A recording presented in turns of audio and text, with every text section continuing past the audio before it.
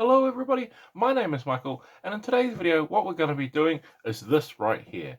So if that looks interesting to you guys, please carry on and watch the video. And also one more thing before we get into the video, if you enjoy what I do here, please don't forget to leave a like, comment and subscribe. It really helps me out and lets me know you enjoy the video. But with all that out of the way, let's get into that video.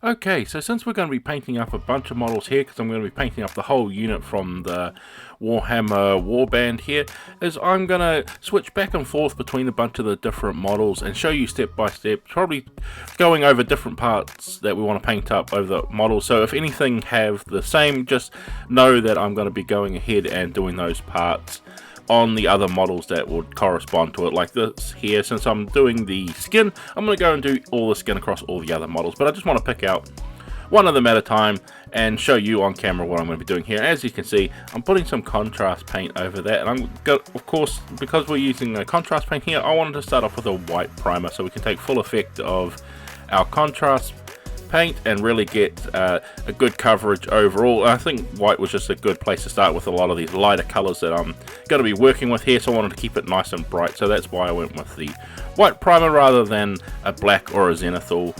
I just wanted to keep everything sort of super light and vibrant. So as you can see here, just coming on with our skin color and applying that to all of the areas we want that skin, just being careful that it doesn't pull too much in the areas where we don't want it to. Okay, so now that we have our skin complete, what I'm going to do is come in with another one here. This is akhelian green, and this of course is another contrast paint. And I must say, this is one paint, when I was using it here, I was looking for a nice bright, vibrant color that I definitely don't use too often, but I really do love the color of it. It's really bright and vibrant, it has a really cool color to it. So I want to try and use this color, I think, a little bit more in further paint jobs. I really do like it. But as you can see here, I'm going over and picking out the sort of feathered region. Now I know in the official artwork for this warband here, Eyes of the Nine, they have sort of a bluer skin, these characters. I wanted to change it a little bit and make them sort of like they were mutated humans, a little bit more than I guess that they probably already are. They're probably a lot more mutated, which is why some of them have blue skin and then morphing more towards this feather color. But totally up to you what you want to do here. I wanted to keep it a little bit separate, have it a bit different than what you usually typically see, I guess. And of course I'm going to paint this guy here up, and he's going to be fully covered in this color, and so I'm just going to go over and give him a full on base coat, except for avoiding areas where we don't want to, like the little bits of the fire and the beak on him. So giving a good overall one thing too with the contrast paint too is make sure you, if you're doing it like here with a white undercoat, that you're trying to get it all in one good coat, because you want to try and avoid accidentally missing a spot and adding a splodge later on. It can create sort of like two different weird color tones, so make sure you get a good look over the model to get all those little nooks and crannies. Okay, so now we have our feathered areas and blue skin picked out. We're going to come in with some aggros dunes here. This here is a very sepia-like color. You could also use a khaki color or whatever color you think of for the horns. I'm going with that's aggros dunes, very sepia-looking tone. You could even do this with, say, 2 washes of a sepia wash, such as like a Seraphim Sepia, something like that would also give you the same sort of effect from my eyes, because this aggros dune looks very, very like a sepia wash. So if you wanted to cut out the step and not try and buy contrast paints, as they're quite expensive, maybe going with a double wash of a sepia color would achieve the same effect. Then moving from horns, we're going to go on to a wing now, and this is the only wing on all of our characters here, so I'm going to do it a completely different color, sort of following along with the artwork here. I'm going with magos purple here for the wing, and I'll make this a really sticking out point on the model. Since it's the only model in the warband that has any wings on it, we'll make it stand out and look very vibrant, and giving it a full overcoat with the purple here is going to really stand it out from the color scheme that going with the whole war band overall. Then once we have that completely dry, we're going to come in now with another contrast paint. This is volupus pink. This is a more saturated color as well, and I'm only going to be focusing on the very bottom longer feathers on the wing itself to give 2 different colors on to our wing here and give it 2 different contrasts, and it's going to help make it stand out just that little bit more and really add some more punch to our wing. And this, of course, is different from all the colors that we've already applied on here, so it's really going to stand out on the tabletop. Totally up to you if you want to go with the purple here. You can go with any color you can imagine. I wanted to sort of follow the artwork there. I liked it how it had this very bright, vibrant purple wing, so that's what I wanted to follow along with. Then once we've picked out that wing, we're going to move on to our human characters here, and I'm going to come in with just a plain basic color here. I'm using deck tan for this, and this is just to paint in our sort of robes and cloth that they're wearing as they're going in, charging into battle. I just wanted to keep it a nice sort of neutral color. You could totally go with a crazy vibrant color if you want to tie them in even more with our main character there. You could go with the purple that we just used and place them on here, and it would tie them in a little bit more. I just wanted to keep them sort of ragged, as if they're sort of like picked up from the fighting pits, been given this sort of flash of stuff to go out there and fight for their cause. So I want to just keep it sort of neutral and make it look like they've come straight from the fighting pit. Okay, so now that we're finished with that, what we're going to do is we're going to come in and look over all of our characters, and we're going to pick out all of the straps and belts. And for this, I'm just going to use a straight plain black. Nothing too complicated here, just something nice and easy, and it's going to stand out against those other colors so you can see them all separated out. As well as that too, I'm also going to be going over any of our weapons, our bladed weapons, and I'm just going to cover them in a black as well, because I want the silver, once I paint this over, to be a little bit more dull. So I'll hopefully try and pull off that effect by just painting the swords or weapons in black, and then going over them with the silver or gunmetal later on to try and give them a little bit different color, just darken them up just a little bit. Then what we're going to do is we're going to come in with our metal color. Now, for me, I'm going to use oily steel, which is a little bit darker than a gunmetal, and I'm going to be picking out all of the inner parts of the trim of our armor, as well as that, of course, the weapons as well. So these weapons and armor have really fancy and unique and ornate designs all over them, especially the armor itself. It's got these all intricate sort of edges and stuff, so I want to go in between those edges and pick out the silver with that, because we're going to do a little trick in the next step. We're going to try and bring that a little bit more to life, but hopefully anyway, and I want to try it out, so I want to come in with those areas and pick out those silver regions. Okay, so now we have all those areas in silver picked out. What we're going to do is we're going to come in with Talosar blue, and this is a very bright, vibrant blue contrast paint, and this is what I'm going to be applying over top of our silver area, and this is hopefully going to give off the effect of a blue metallic, because these guys have blue armor, and I wanted to try and recreate that a little bit, put my own little spin on it. I wanted it to be metallic, and I really did like the color of the Talosar blue, a lot different than the blue that they use. They sort of use like a sky blue. Well, I wanted this nice blue on here, and hopefully it'll give off the effect I'm trying to go for with the crazy sort of contrast. I want to make this sort of look like magical armor, and I think this is a cool place to test it out. I wanted to give the theory a try anyway, so placing it over top of metallics hopefully will turn them to this nice shiny metallic blue.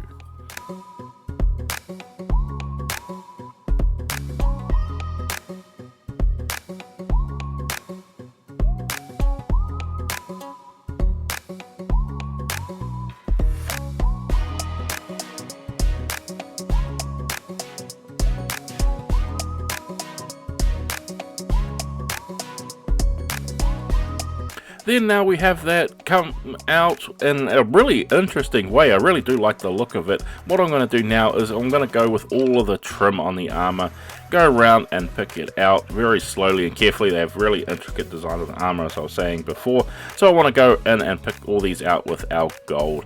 And this is really giving off a great looking effect. Of course, it's a little bit hard to see because I'm concentrating on these very tiny little details, trying to get them in with the edge of my brush that I'm not in focus, so hopefully I'll bring it back into a bit more focus here. As you can see, you get the idea that I'm going around and picking out all these areas for gold and trying to give off a really royal sort of effect that these guys are nothing to be messed around with, and really sort of regal in their appearance as well. And one little other thing too, when I was painting up the armor, is I did just a little bit of this guy's staff with the metallic and the blue on there too, to add just a little bit more color in there. I was going to go with originally all gold, but I wanted to add just a little bit more of that blue metallic, because I really do like the way it came out, placing that over top of our metallics and really giving it a shiny blue metal look. It turned out better than I was expecting, to be honest, so I wanted to incorporate a little bit of that onto his magical staff too, to give it that more interesting looking and unique look. Then once we have all of our gold trim picked out, what we're going to do is come in with some Reikland Flesh Shade, and this is to wash our gold areas. So over top of all of our golden areas, we want to give it a wash with either Reikland Flesh Shade here or any sort of skin tone wash. Because it has a little bit of red in it, it helps warm our gold up. Well, of course, if you want to go for a warm gold look. If you wanted to sort of just dull it down, maybe you want to just go with a straight black wash.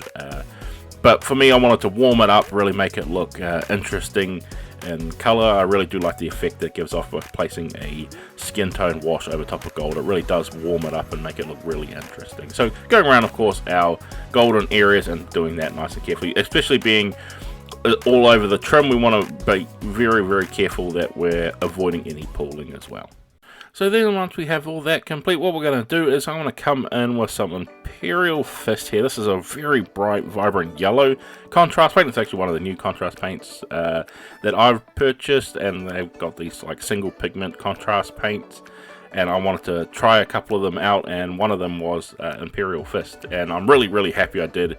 It's a very vibrant and bright yellow, and I think that'd be great on magical effects. And as you can see, like we're doing here with these little guys, these are little fire demons, so they're going to be great for using as a base color for any sort of fire effect too. So just giving them a good overall wash with this. Then while that's drying, I'm going to go on to one of the other models here, and what I'm going to do is I'm going to come in with Moot Green, and this is a very vibrant, bright green, another new color. I brought a bunch of new paints, so I wanted to try them out, and Moot Green is as well one of them, very bright, vibrant green that actually covers really, really well. I usually use Jungle Green from Army Painter, and that is really difficult to get in a nice even coverage. You have to layer it up constantly and build it up with at least 4 or 5 layers to get a good smooth overall coat. But this Moot Green has a great coverage compared to that Jungle Green, which is a very similar sort of color. So I'm really happy about that. That was a great change for me. So hey, hopefully that helps you guys out there if you're using Army Painter. I haven't got any of the new Army Painter paints. I have the older ones.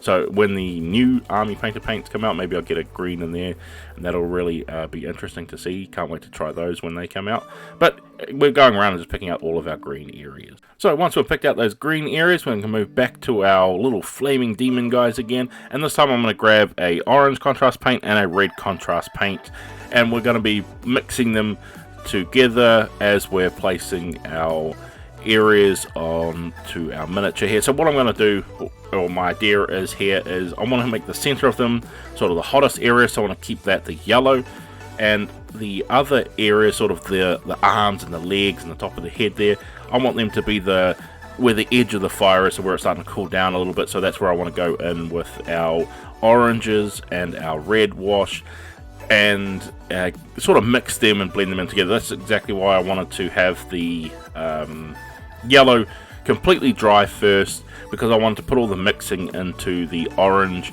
and the red. I didn't want the middle section, the sort of face and tummy area, I didn't want that to be messed with, so that's why I wanted to wait for the contrast paint to be completely dry first there, so we've got a nice solid base with the yellow, because very quickly it could easily turn into a orange and red mess, because the yellow is a lot lighter, so it doesn't take much for the colors to mix in. So I wanted to avoid that whole process by having the yellow contrast paint dry first and then come in and mix with the oranges and the reds. But with that, we have finished our army, or warband I should say.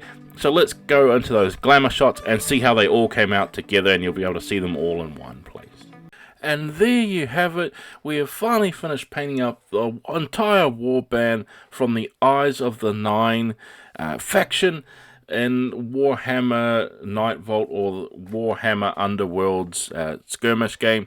I hope this has been interesting for you guys to see all these miniatures painted up, and I hope you can use this video as some inspiration in painting up your own miniatures, and whether you want to do this for yourself or you wanted to follow along with what I did here. But with all that said, guys, I'd like to thank you all for watching, and I can't wait to see you all in the next video.